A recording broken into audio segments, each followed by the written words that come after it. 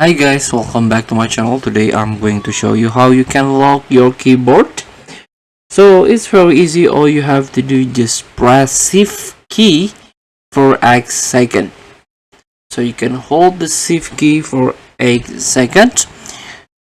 So if the 8 second is passed, so you will be get notified your keyboard is locked.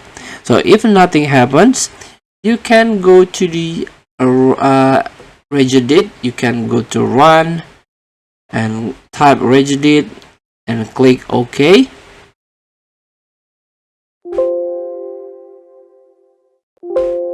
and go to the HKey current user software Microsoft Tabletop 1.7. Here you can click HKey current user software and try to search a Microsoft. Scroll down and try to search the Tabletop 1.7.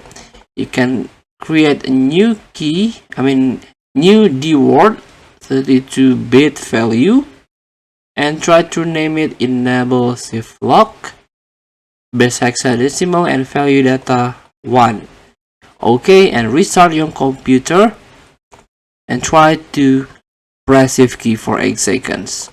So feel free to try. Thank you for watching. Don't forget to comment, like, and subscribe, and also click the text button below. See you in the next video.